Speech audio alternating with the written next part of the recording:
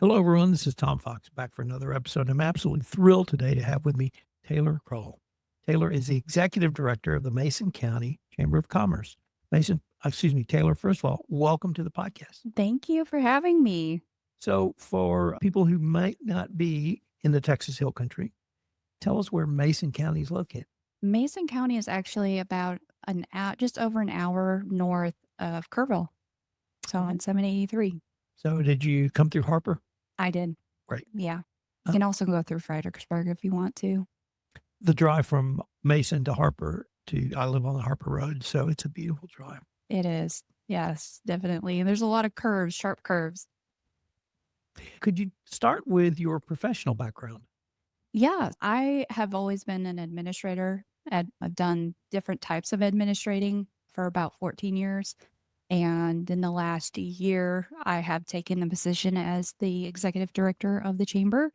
Never have been in the chamber world before, but it's been an experience. So where are you from? I'm originally from Laverne, Minnesota. It is in the tri-state area of Sioux Falls, South Dakota. What brought you to the great state of Texas? I moved in 2018, was living in Fredericksburg, and in that time, I really wanted to move to Mason, but the opportunity did not come. And then about March of last year, there was an opportunity to move. So I took it. And then shortly after that, once I was fully moved in, I had to quit my job at what I was doing just for health reasons. And shortly after that, people kept saying, you should really take this job as the executive director. And I thought, no way, I'm not doing that. I've been through a lot. I don't think I want to do that. But I just kept feeling the press of, you really should take this. You should really think about it.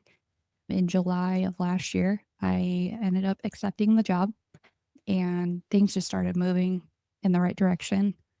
Things were kind of in the town, it was kind of dying and businesses were not happy. In a short amount of time, I had brought some pretty exciting events throughout the year. And I continuously hear people say, I can't believe the town is completely turned around. It is exciting. It's fun. It's alive again. I hear that. It's alive again. So I am somewhat chagrined to admit the following. I've lived here for 6 years and in and around Kerrville, and I've never been to Mason. I've never been to Mason County. And last year, my wife, who is English, and we used to do Saturday fall trips to the local towns and counties around in the Hill Country. And there's a town called London. Yes. That has the London Cafe. And yes. So she wanted to go to London. So we went to London and we finished up lunch. And I said, we can go back on I-10, but why don't we just loop around and come down through Harper? And lo and behold, we discovered Mason. Oh, yeah. We have a lot of people that do that. And they're like, this is such a gem. Exactly. And I thought, how did we not know about this?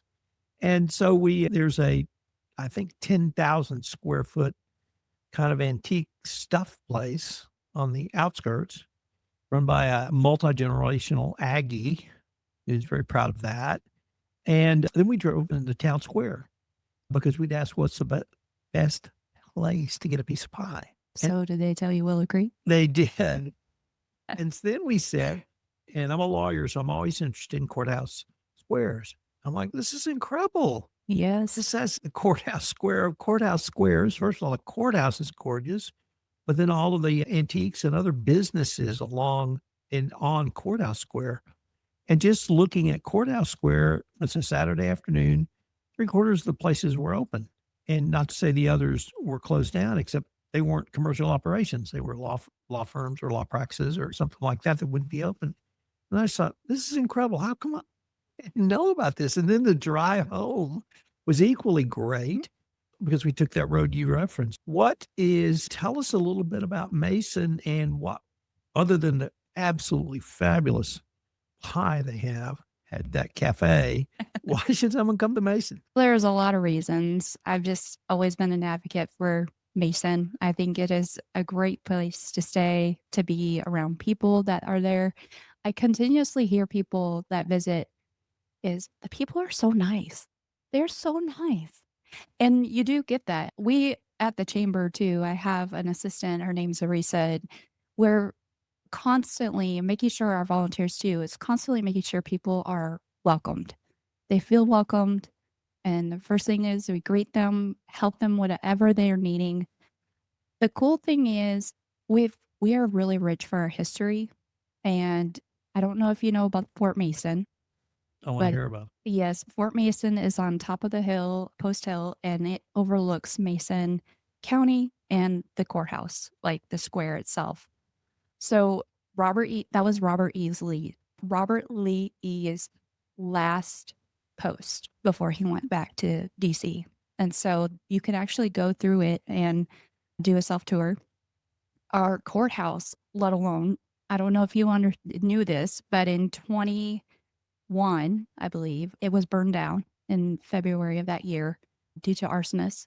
And it has actually been burned 4 times over the years. We were actually going to be restoring our courthouse, and the last thing that needed to get out of there was some of the furniture. So luckily, we had all of our documents. They had gotten all the documents out. It's very fortunate that it could have been a lot worse. But it took several years, but the community came together and raised the funds to rebuild the courthouse. We also have the Sequist House. It's a family-owned home. It is a mansion. You can actually go through it the first Saturday of the month and do tours. It's $15 for an adult, and it's usually from 10 to 2. And then we also have the Mason Square Museum. It's right on the square, and you can actually look at one of the largest gems of the topaz, blue topaz. So Mason is actually known for the blue topaz, which is the only place you can find in the world. And our topaz is actually the state gem for Texas. So if you're ever wanting to come look, you can actually go to Mason Country Collectibles and you could buy some jewel topaz if you want, or you can go take a look at the largest rock there as well. It's interesting, a lot of history in that museum. We also have our county museum, and there's a lot of history there. Our Hoodoo War was taking place back in the 1800s with the ranchers and the Indians and all of that. So there's a lot.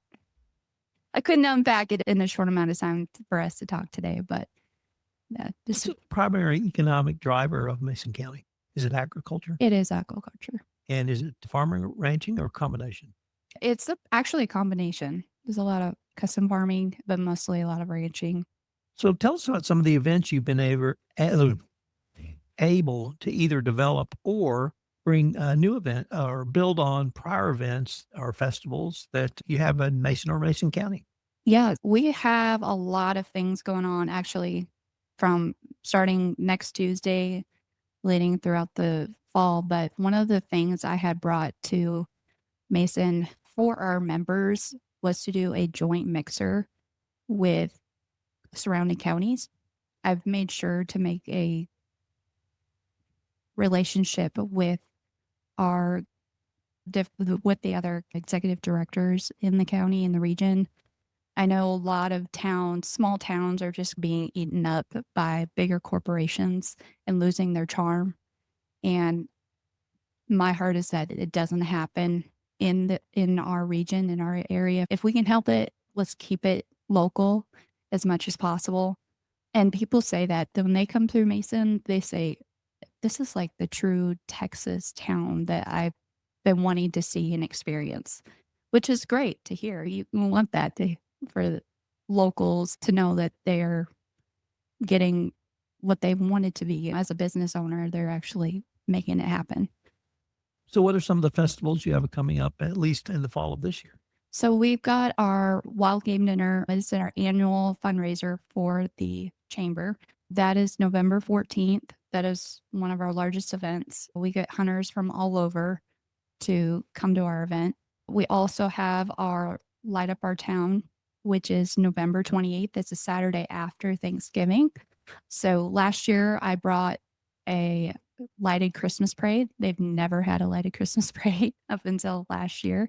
So we're really hoping this year we'll We are going to be doing that again this year and bringing some more fun little stuff for families. It's very family orientated.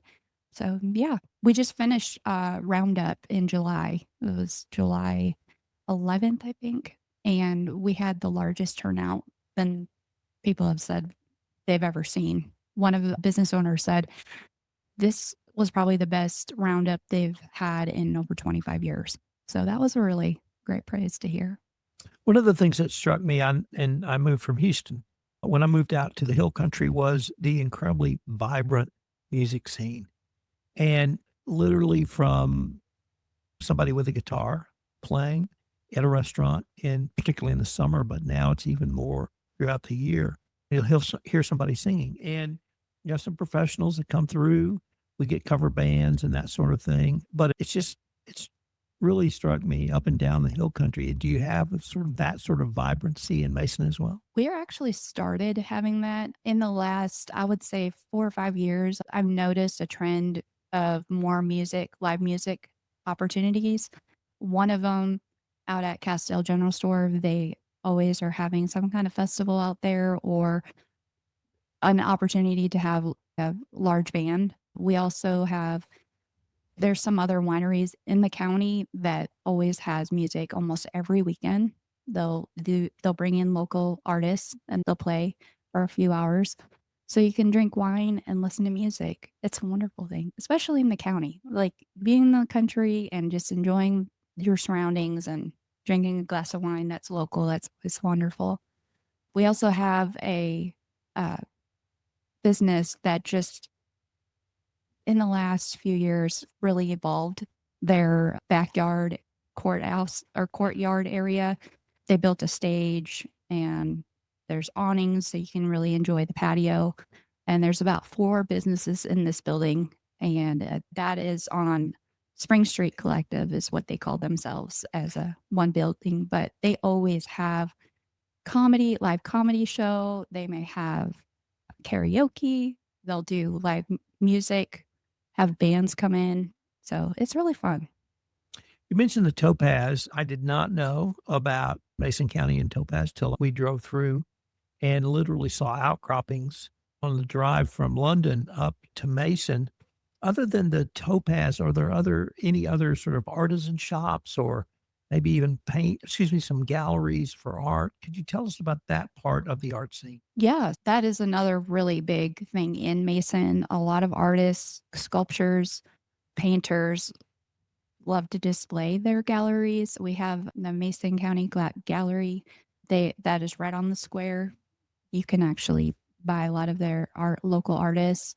A lot of the wineries, again, they love to support artists, and so a lot of them will be displaying their art. So just about any brewery or winery that you go through, you're going to see a local's art that you can purchase. We'll have local artists present they'll hang some of their art in our visitor center so people can purchase it if they want.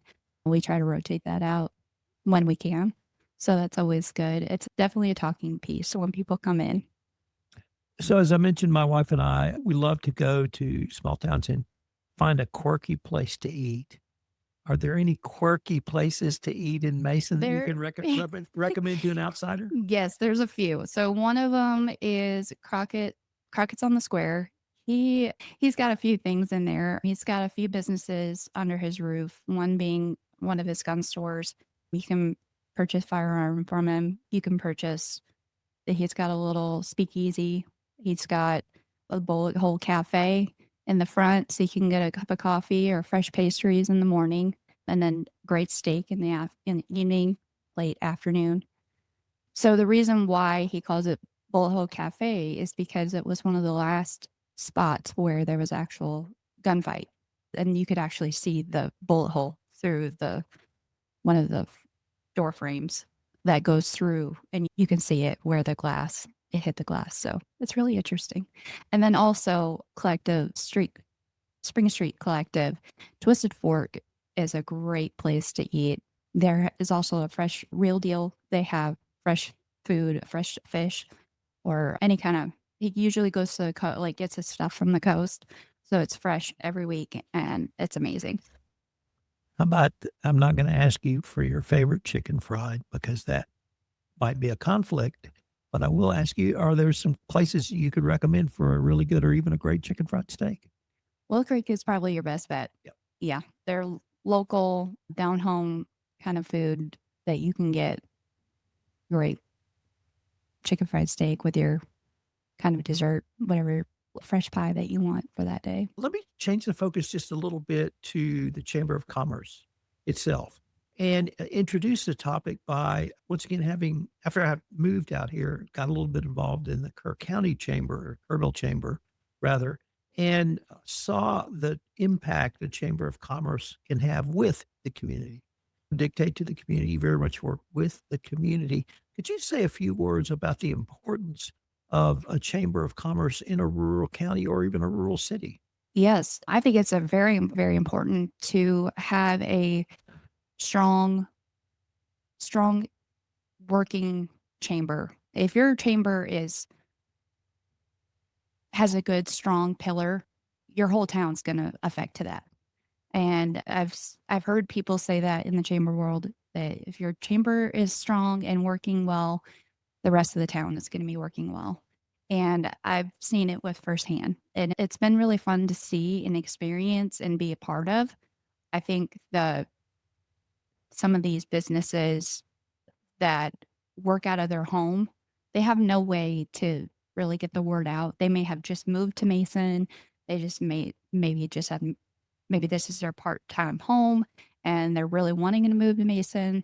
And so they're trying to get their name out there, but they don't know anyone. So they contact us and we are kind of an advocate for them.